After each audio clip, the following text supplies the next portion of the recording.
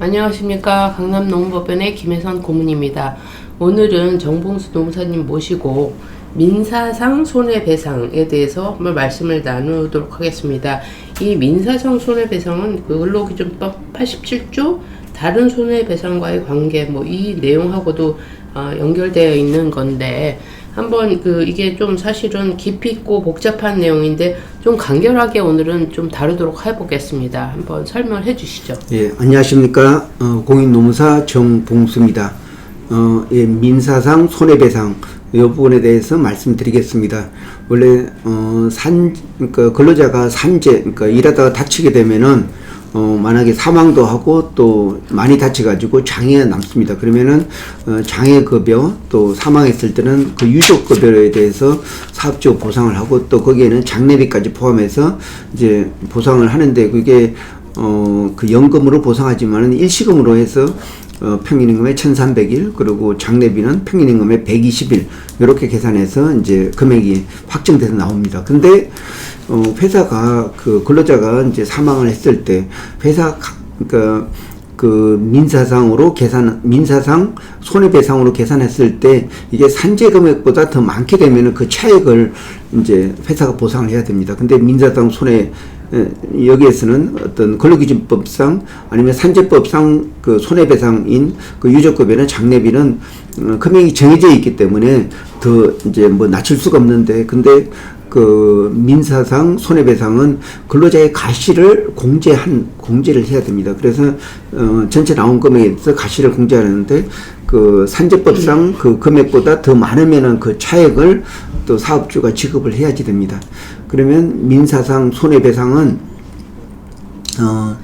근로자가 일하다 사망했을 때 이제 그 당시부터 이제 정년 때까지 벌 수 있는 임금 또 그때까지 받을 수 있는 퇴직금 이거를 일실임금 일실퇴직금이라고 하는데 이러한 금액을 상실했기 때문에 그런 손해가 발생하고 또 위자료 부분이 있습니다. 위자료는 보통 1억까지 판단을 하고 있습니다. 그래서 그 일실임금 일실퇴직금 위자료를 합친 금액에 대해서 그 근로자 가시를 공제하고 이 금액이 그 산재법상 보상금액 그 일시금보다 더 많으면 그 차액을 보상해 주는 제도가 바로 그 민사상 손해배상 제도라고 할 수 있습니다. 네.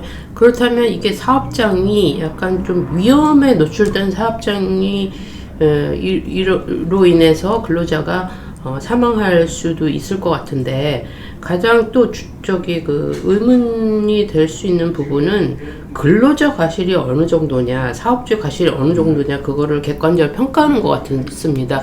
우리 강남농업법인에서는 이거에 관련해서 앱을 만드신 걸로 알고 있는데, 그거 관련해서 한번 계산법이라든지 이런 거를 좀 소개해 주시면 감사하겠습니다. 예, 좋은 말씀 하셨는데, 사실 이런 계산법은 다 이제 저희가 이렇게 프로그램을 만들면 금방 계산될 수 있는데, 이게 그 사고가 났을 때 회사 과실률이 얼마인지, 또 근로자 과실률이 반대로 얼마인지 이 부분이 굉장히 중요합니다. 이 부분은 저희가 그 다양한 판례를 모은 이런 책자에서 제가 찾을 수가 있고 또 그거는 추정치지만 실질적으로 그 사항에 따라서 근로자 과실률이 얼마인지 이 부분은 이제 실제적으로 그 재판을 받아봐야지 정확하게 알 수 있습니다. 그렇지만은 이런 유사한 사례를 가지고 기존의 판례에서 나와 있는 근로자 과실률을 보통은 이제 그 반영을 하고 있습니다.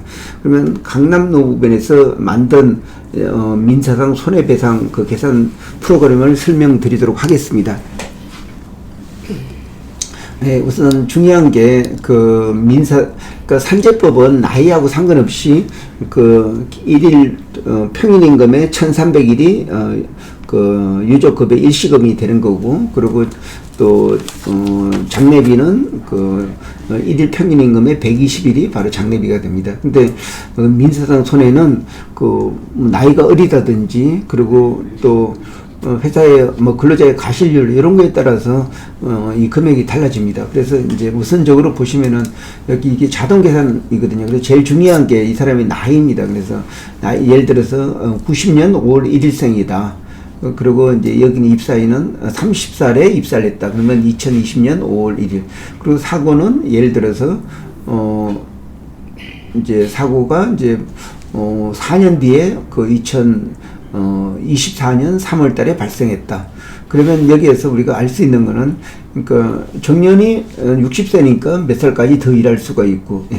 그리고 이제 또 계산하기 위해서는 하루의 평균 임금이 얼마인지, 그래서 예를 들어서 20만이다 이렇게 해서 이제 계산을 식을 누르면은 이게 자동해서 계산됩니다. 그래서 여기서 중요한 거는 회사 가실률인데, 보통은 이제 회사가 안전 배려 의무를 다해야 되는데, 뭐 안전 조치나 아니면 그 사고 예방 조치를 못했을 때에는 그 가실률이 높습니다. 예를 들어 사다리를 작업을 하는데 한 사람이 잡아줘야 되는데 혼자서 일하다 가서 떨어졌다든지, 아니면 또 그 제일 많이 나는 사고 중에 그 지게차 관련돼서 그 물건을 떨어뜨려서 이렇게 밑에서 안내하는 그 근로자가 이렇게 그 완전히 눌러서 압사했다든지, 바로 이런 사고라고 할 수가 있습니다.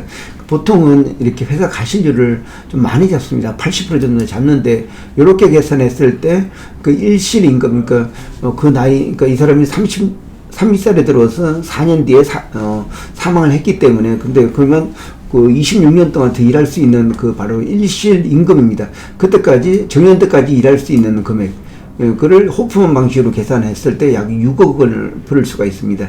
그리고 또 일실 퇴직금 이 부분도 일실 퇴직금 부분도 이제 정년 때까지 이제 벌 수 있는 퇴직금인데, 근데 여기에서 기본적으로 이제 가실이 80%라고 했으니까 요 금액 자체가 이제 그 가실 상계가 돼 있는 금액입니다. 그래서 그리고 또 위자료 부분, 그래서 일실임금, 일실퇴직금, 그 위자료 부분, 이 부분을 가실상계해가지고 전체 금액이 약 7억 8천이 나왔습니다. 그러면은 이렇게 민사상 손해배상을 계산할 때는 산재법상 그 금액을 우선 계산하고 그게 차액을 계산해야 됩니다. 그래서 산재법은 이 사람이 20만원일 때 1,301분이기 때문에 약 2억 6천, 그리고 또 장례비가 약 1,800만원 지금 나오는데, 그래서 이 2,700을, 2억 7천을, 7억 8천에서 이렇게 빼면은 예를 들어서 약 한 5억 정도가 민사상 손해배가 나옵니다. 그래서 이게, 여기서 중요한 거는 나이가 예를 들어 50대라든가, 이 부분은 30대이기 때문에 나이가 이렇게, 젊고, 그리고 또, 그 근로자 가실률이 적기 때문에 굉장히 금액이 가실을 상기하더라도 약 7억 8천 정도가 나왔거든요.